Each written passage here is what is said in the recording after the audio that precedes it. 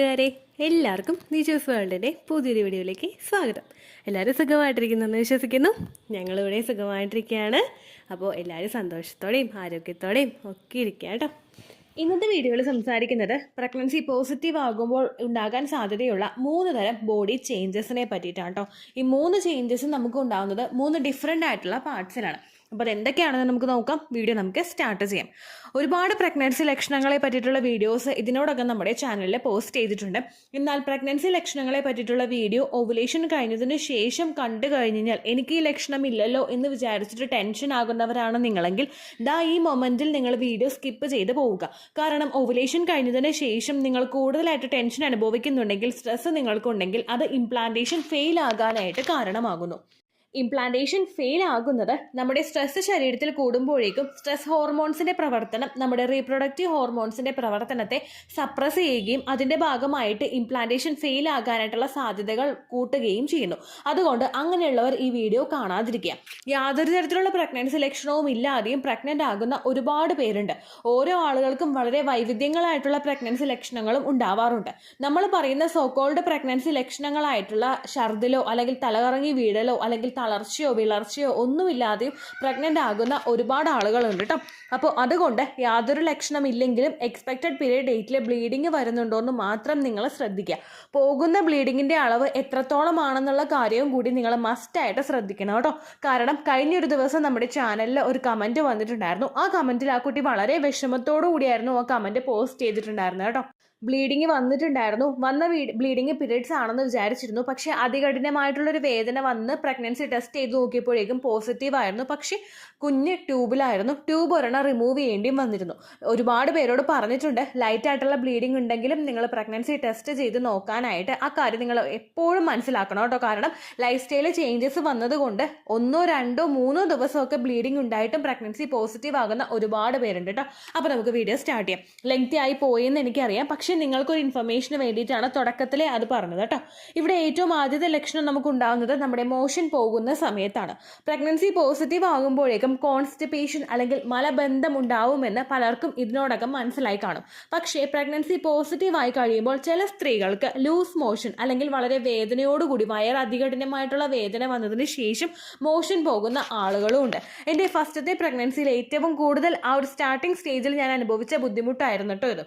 ദഹിക്കാതെ എന്തെങ്കിലും ഭക്ഷണം നമ്മുടെ വയറിൽ കിടക്കുമ്പോഴേക്കും അനുഭവപ്പെടുന്ന അല്ലെങ്കിൽ മോഷൻ പോകാനായിട്ട് ബുദ്ധിമുട്ടുണ്ടായിട്ട് പിറ്റേ ദിവസം മോഷൻ പോകുമ്പോൾ നമുക്കുണ്ടാകുന്ന വേദനയിൽ ഒരു പൊക്കിളിൻ്റെ ഭാഗത്തൊക്കെ ആയിട്ട് അതികഠിനമായിട്ടൊരു വേദന നമുക്കുണ്ടാവില്ലേ, അതോടൊപ്പം മോഷൻ ഭയങ്കര ലൂസായിട്ട് പോകും. ഇവിടെ നമുക്ക് ലൂസായിട്ട് ചിലപ്പോൾ മോഷൻ പോകും. അതല്ലെങ്കിൽ ഡയറിയ പോലെ, അതായത് ഭയങ്കര ലൂസ് മോഷൻ ഉണ്ടാവില്ലേ, വെള്ളം വിട്ട പോലെ ഇങ്ങനെ പോവില്ലേ, ആ ഒരു രീതിയിൽ നിങ്ങൾക്ക് മോഷൻ പോകാനായിട്ട് ചാൻസ് ഉണ്ട് കേട്ടോ. ഇങ്ങനെ ഉണ്ടാവാനായിട്ട് പല റീസൺസ് ഉണ്ട്. ഏറ്റവും ആദ്യം നമുക്ക് ബ്ലെയിം ചെയ്യേണ്ടത് പ്രഗ്നൻസി ഹോർമോൺസിനെ തന്നെയാണ്. പ്രൊജസ്ട്രോൺ ഹോർമോണിന്റെ ഹൈക്ക് കൂടുന്നത് കൊണ്ട് നിങ്ങളുടെ ഡൈജഷനെ അത് സ്ലോ ഡൗൺ ആക്കാനായിട്ട് ചാൻസ് ഉണ്ട്. ഡൈജഷൻ സ്ലോ ഡൗൺ ആകുന്നതിന്റെ ഭാഗമായിട്ട് നിങ്ങൾക്ക് ചിലപ്പോൾ കോൺസ്റ്റിപ്പേഷൻ അല്ലെങ്കിൽ മലബന്ധം ഉണ്ടാവാം, അല്ലെങ്കിൽ മലം പോകാതിരിക്കുന്ന സിറ്റുവേഷൻ ഉണ്ടാവാം.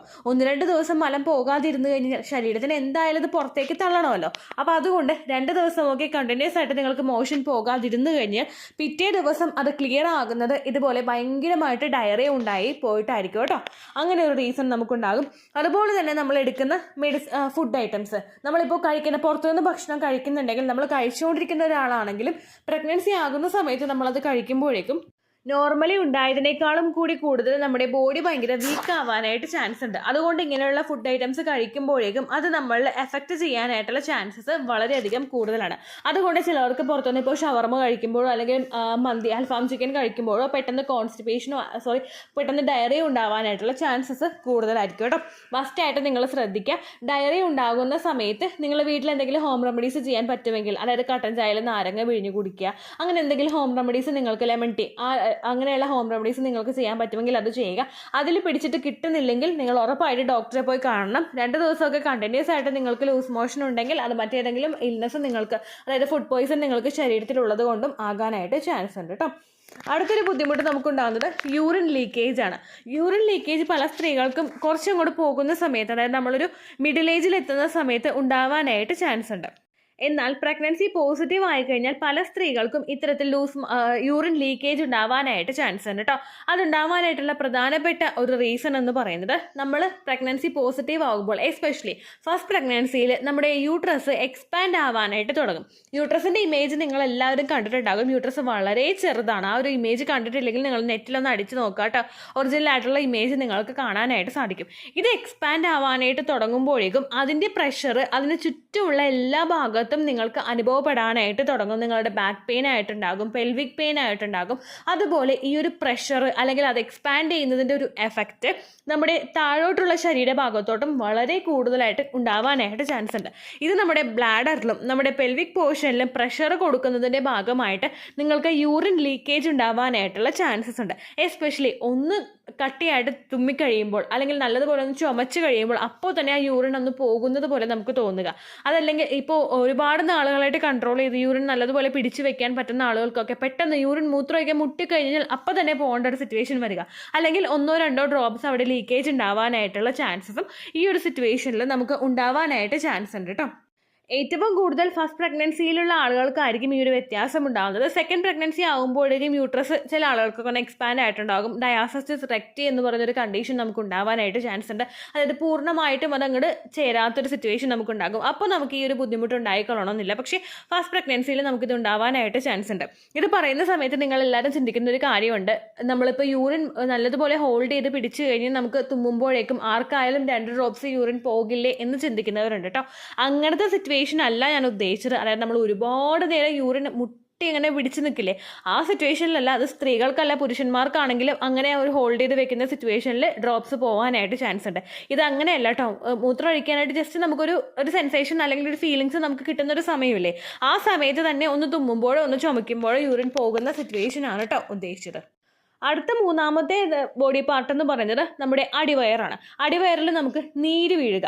സാധാരണയായിട്ട് നമുക്ക് നീര് വീഴുന്നത് നമ്മൾ കണ്ടിന്യൂസ് ആയിട്ട് വയറിന് പ്രഷർ കൊടുത്തിട്ട് എന്തെങ്കിലും ജോലികൾ ചെയ്യുമ്പോൾ, അല്ലെങ്കിൽ നമ്മൾ ലോങ് ട്രാവൽ ചെയ്യുമ്പോൾ, എസ്പെഷ്യലി 2 വീലറിൽ നമ്മൾ പോകുന്ന സമയത്ത്, അല്ലെങ്കിൽ കൂടുതൽ പ്രഷർ കൊടുത്തിട്ട് നമ്മൾ വേഗം സ്റ്റെപ്പ് കയറി ഇറങ്ങി വരുന്ന സിറ്റുവേഷൻ നമുക്ക് ഉണ്ടാവുക, അല്ലെങ്കിൽ ഒരുപാട് നേരം കുമ്പിട്ട് നിന്ന് മുറ്റം തൂക്കുന്ന സിറ്റുവേഷൻ, അങ്ങനെയൊക്കെ വയറ് കൂടുതൽ എഫക്റ്റ് വരുന്ന രീതിക്ക് നമ്മൾ എന്തെങ്കിലും ജോലികൾ ചെയ്യുമ്പോഴാണ് നമുക്ക് ഈ ഒരു നീര് വീഴ്ച അനുഭവപ്പെടുന്നത്. ഒരുപാട് നേരം നമുക്കുണ്ടാകുന്ന നീരുവീഴ്ച കുറച്ച് കഴിയുമ്പോഴേക്കും നമ്മളൊന്ന് റെസ്റ്റ് എടുത്തു കഴിഞ്ഞാൽ മാറിപ്പോകാറുണ്ട്. പ്രഗ്നൻസി പോസിറ്റീവ് ആകുന്ന സമയത്ത് പല സ്ത്രീകൾക്കും ഇതുപോലെ നീരുവീഴ്ച ഉണ്ടാവാനായിട്ട് ചാൻസ് ഉണ്ട്. അത് ചിലപ്പോൾ ഒരുപാട് നേരം സ്റ്റെപ്പ് കയറി ഇറങ്ങിയതുകൊണ്ടോ, ഒരുപാട് ദൂരം 2 വീലറിൽ യാത്ര ചെയ്യുന്നത് കൊണ്ടോ, അല്ലെങ്കിൽ ഒരുപാട് നേരം കുമ്പിട്ട് നിന്ന് എന്തെങ്കിലും പണികൾ ചെയ്യുന്നത് കൊണ്ടോ അല്ല. പെട്ടെന്നൊന്ന് കുമ്പിട്ട് നിവരുമ്പോൾ നമുക്ക് വയറ് നീര് വീഴുന്നത് പോലെ തോന്നുക, അല്ലെങ്കിൽ കുറച്ച് ദൂരം എവിടെയെങ്കിലുമൊക്കെ ഒന്ന് യാത്ര ചെയ്യുക. ചിലപ്പോൾ നമ്മൾ റെഗുലറായിട്ട് പോകുന്ന ഒരു 15 മിനിറ്റ്സ് ട്രാവലോ അല്ലെങ്കിൽ ഒരു 10 മിനിറ്റ്സ് ട്രാവലോ ആയിരിക്കും. പക്ഷെ അതിൽ ട്രാവൽ ചെയ്ത് പോകുമ്പോഴും നമുക്ക് അടിവയറ് നീര് വീഴുന്നത് പോലുള്ളൊരു വേദന നമുക്ക് അനുഭവപ്പെട്ടുകൊണ്ടേയിരിക്കും. പ്രഗ്നൻസി പോസിറ്റീവ് ആകുന്ന സമയത്ത്, ഇംപ്ലാന്റേഷൻ നടക്കുന്ന സമയത്ത് ആ ഫെർട്ടിലൈസ്ഡ് ആയിട്ടുള്ള എംബ്രിയോയിനെ അവിടെ അറ്റാച്ച് ചെയ്തിട്ട് അത് വളർന്നു തുടങ്ങുന്ന സിറ്റുവേഷൻ ഉണ്ട്. ആ സമയത്ത് ശരീരത്തിലെ എല്ലാ അവയവങ്ങളും ഏറ്റവും കൂടുതൽ ഫോക്കസ് ചെയ്യുന്നത് നമ്മുടെ ആ ഫെർട്ടിലൈസ്ഡ് ആയിട്ടുള്ള എംബ്രിയോനെ നറിഷ് ചെയ്യാൻ വേണ്ടിയിട്ടായിരിക്കും. ബ്ലഡ് സർക്കുലേഷൻ നടക്കുന്നത് കൊണ്ടും ആ യൂട്രസിന്റെ ഭാഗത്തെ പ്രവർത്തനം ഭയങ്കര എഫക്റ്റീവായിട്ട് നടക്കുന്നത് കൊണ്ടും യൂട്രസ് സ്ഥിതി ചെയ്യുന്ന ആ ഒരു അടിവയറിന്റെ പോർഷനിൽ നിങ്ങൾക്ക് ഇതിനനുസരിച്ചിട്ടുള്ള വേദനയും ബുദ്ധിമുട്ടും ഒക്കെ അനുഭവപ്പെടാം. കാരണം ആ ഒരു ഭാഗം ഭയങ്കര വീക്കായിരിക്കും ആ ഒരു സമയത്ത്. അതുകൊണ്ടാണ് പെട്ടെന്നൊന്ന് കുമ്പിട്ട് നിവരുമ്പോൾ നമുക്ക് അടിവയർ നീര് വീണ പോലെ തോന്നുക, അല്ലെങ്കിൽ കുറച്ച് നേരം ഒന്ന് ട്രാവൽ ചെയ്യുമ്പോഴും നമുക്ക് അടിവയർ നീര് വീഴുന്നത് പോലുള്ള അവസ്ഥകളൊക്കെ ഉണ്ടാവുന്നത് കേട്ടോ. അങ്ങനെ ഒരു ബുദ്ധിമുട്ട് നിങ്ങൾക്ക് കാണപ്പെടുകയാണെങ്കിൽ കുറച്ച് നേരം റെസ്റ്റ് എടുത്തിട്ട് ശരീരത്തിനെ ഒന്ന് സപ്പോർട്ട് ചെയ്യാനായിട്ട് ശ്രദ്ധിക്കുക. കാരണം എന്താണെന്ന് വെച്ച് കഴിഞ്ഞാൽ നമുക്ക് എന്തെങ്കിലും രോഗാവസ്ഥകൾ ഉണ്ടെങ്കിൽ ശരീരം ഏറ്റവും കൂടുതൽ പ്രയോറിറ്റൈസ് ചെയ്യുന്നത് ആ രോഗാവസ്ഥയെ ഒന്ന് കുറയ്ക്കാൻ വേണ്ടിയിട്ടായിരിക്കും.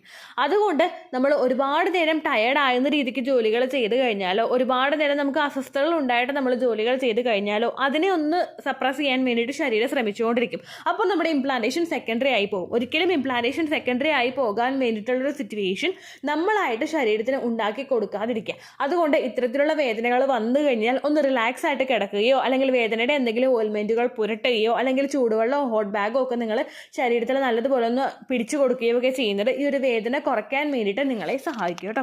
അപ്പോൾ ഇത് 3ഉമാണ് ഇന്നത്തെ വീഡിയോയിൽ ഇൻക്ലൂഡ് ചെയ്തിട്ടുള്ള ടോപ്പിക്സ്. ഈ ലക്ഷണങ്ങൾ ഉണ്ടെങ്കിലും ഇല്ലെങ്കിലും നിങ്ങൾ ശരീരം നല്ലതുപോലെ ശ്രദ്ധിക്കണം.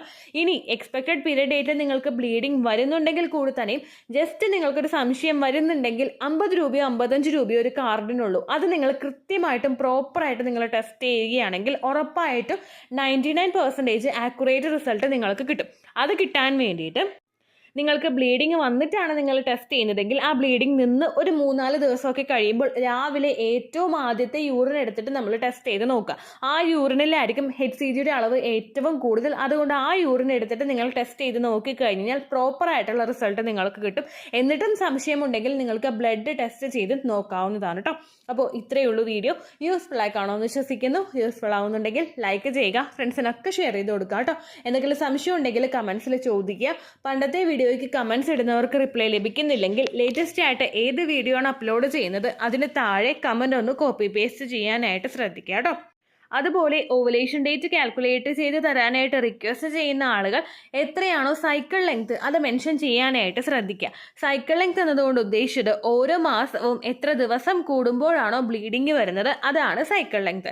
കഴിഞ്ഞ മാസം ഒരു 10-ാം തീയതിയാണ് ബ്ലീഡിങ് വന്നതെങ്കിൽ ഈ മാസം 8-ാം തീയതിയാണ് ബ്ലീഡിങ് ആയതെങ്കിൽ കഴിഞ്ഞ മാസം 10-ാം തീയതിയെ ഡേ 1 ആയിട്ട് എടുത്തിട്ട് ഈ മാസം 8-ാം തീയതി വരെ എത്താൻ വേണ്ടിയിട്ട് എത്ര ദിവസമുണ്ടോ അത് കലണ്ടറിൽ എണ്ണി തിട്ടപ്പെടുത്തുന്നതാണ് നിങ്ങളുടെ സൈക്കിൾ ലെങ്ത്.